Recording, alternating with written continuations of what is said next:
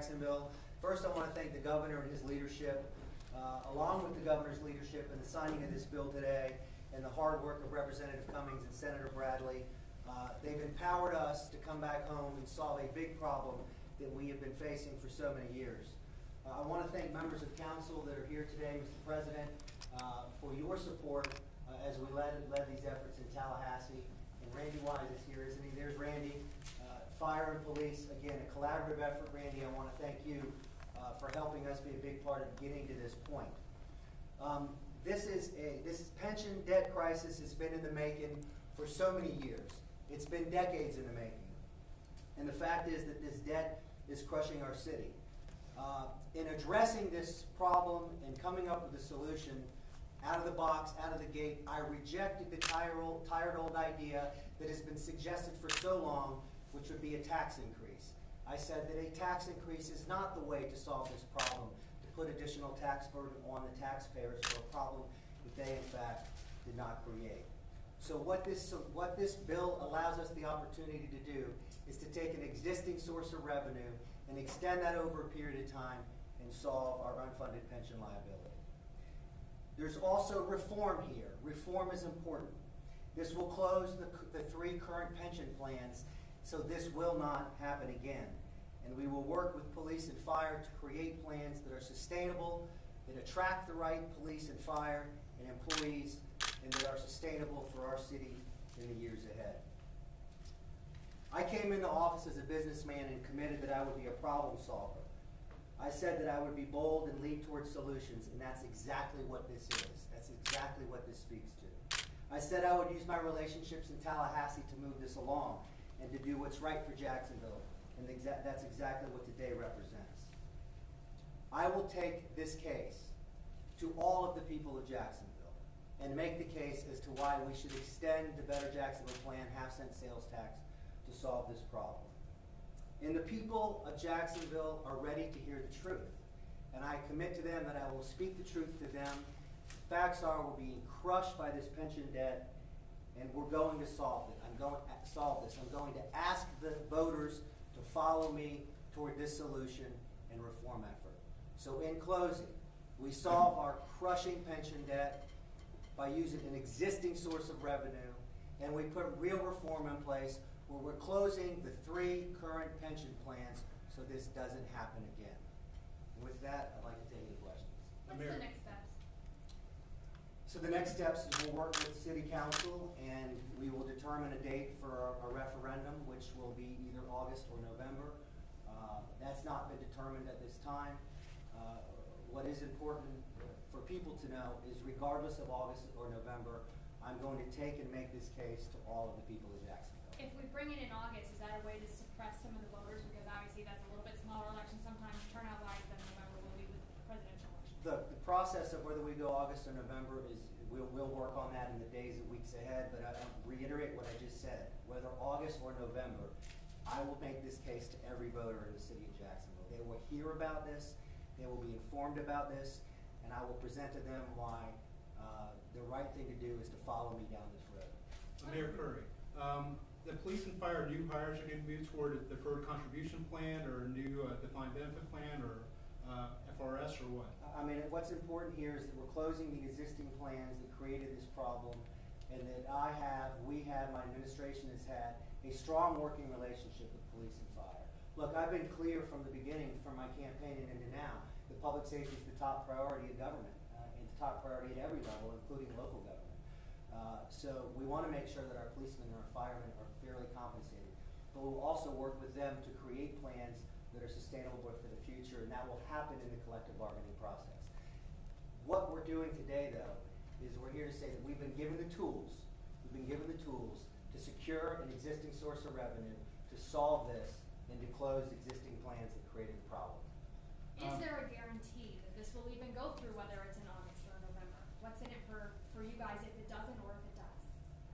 I'm putting it all on the line for this. I mean, I went over to Tallahassee and said I'm laying my political capital out on this issue. This is the biggest threat facing Jacksonville. And what's happened as the result of this bill signing today is we now have the biggest opportunity. And I now have to go the next step and convince the voters that this is the right way forward. When I talk to voters on the street every day about this issue, they've heard about this pension year after year after year. When I explain to them that their current tax dollars, the tax dollars that they pay in property taxes, are going to pay for pensions, they understand that this has to be solved and that it's not sustainable. How are you going to convince voters, and how much is that going to cost?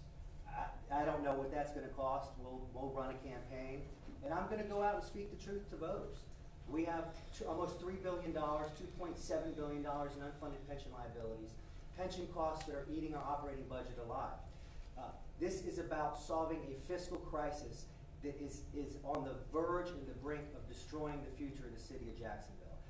I am going to speak the truth to the voters, and I believe they're ready to hear the truth, and that they will follow me down this path. But there's still no guarantee. So what happens if they vote it down? Where do you go from that? I'm playing to win. Mayor, can you, what information are you going to have for voters? How detailed in terms of, are they going to know how you're going to spend the money that's freed up? Are they going to know in and outs about how the financing is going to work? I mean, how much information are you going to be ready to have for voters when you go to them and ask them to support this? We'll be transparent with the voters in the days and the weeks ahead as we develop our plan. But let's talk about how money is going to be spent. This isn't about creating some source of tax revenue so we can go out and spend more taxpayer dollars. This isn't about gifts under the Christmas tree. This is about being truthful to voters, saying that we are being crushed by pension debt and our budget is being eaten alive, and we have to solve it, or we will go off of the fiscal cliff. Are we going to be using city money to do this lobbying, advertising, getting out to voters? Any campaign-related stuff to the voters will be raised privately. Do you have commitments from your supporters from the campaign to help out with this? You know, people like Shad Khan, J.B. Coxwell, those kind of people. Are they going to put in money to market this? Look, the business community knows how important this is. I've certainly talked about that with them. We haven't talked numbers. We haven't talked what a campaign looks like because just the way that I operate is that it's one step at a time. We knew that this process going to Tallahassee was going to be a heavy lift. So we took it one step at a time. We started out meeting with police and fire. We moved into Tallahassee, worked with members of the legislature, worked it through the House, worked it through the Senate, and now here today we have the governor's signature. So now we will methodically and with purpose move on to the next step. And that will include, in fact, getting buy-in from folks to support the campaign to get this done. Mayor, it's been a talking point for yours, but it's also a reality. You kept harping on the fact, every time you talk about this, that council and yourself or whoever's in office is already at a disadvantage with $300+ million of the budget going towards this, just in general off the top. With crime being as high, with the increase that it is starting this year, talk about how important it is not having that $300 million hole starting a fiscal year. Yeah, so when you're spending $270 million a year now on pension costs and projected to go up another $20 or $30 million next year, that's money we could be using to hire additional police officers. That's money we could be using to make sure that the fire department has the right personnel and the right equipment to make this a safe city. So that is certainly, this pension crisis certainly inhibits our ability to do what we have to do to be a safe city. How quickly would this move after the referendum, if it were to pass, and what kind of impact are we going to have on the budget in future years? Because obviously the next one probably isn't necessarily as impacted. Yeah, so again, in the weeks ahead, we'll be preparing all of this analysis and be able to clearly state the immediate economic impact and the impact in the years ahead. But I want to restate and be clear about what this is about. More than anything, this is about solving a debt crisis that is crushing our city, that is literally leading us down the road towards Detroit. And there have been some who have said, well, that's over-the-top language. No, that's not over-the-top language. We are, in fact, headed that direction. This is about solving that problem once and for all so Jacksonville is fiscally sound and can be a prosperous, flourishing city in the future. And you're confident? Today, this isn't about, and in solving this, this isn't about how do we get more taxpayer dollars so we can go out and find new ways to spend their dollars. And you're confident the other unions will sign on to this? Look, we are working together. We're in this together. We all agree this has to be solved. And I feel confident that, yeah, we will be successful together. Can you get buy-in from Democrats on this issue? Because, I mean, a lot of your moves in the last 8 months or so have been sort of partisan, according to some Democrats. So how do you get buy-in from the DEC? How do you Well, get I mean, I buy-in from reject the suggestion that my moves have been partisan. Maybe the fact that I've actually led and made some decisions in recent months since I've been in office, some would suggest that for political purposes.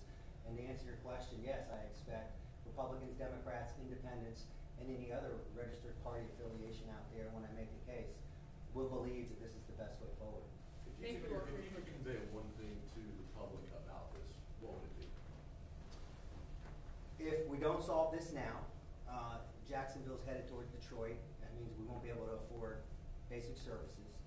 And my solution rejects the idea of a new tax. It takes an existing source of revenue and it purposes it to solve this problem.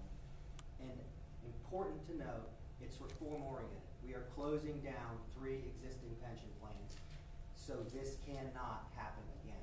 So long after I leave office, there's not somebody else standing in this room at this podium talking about how do we get into this mess and what are we going to do.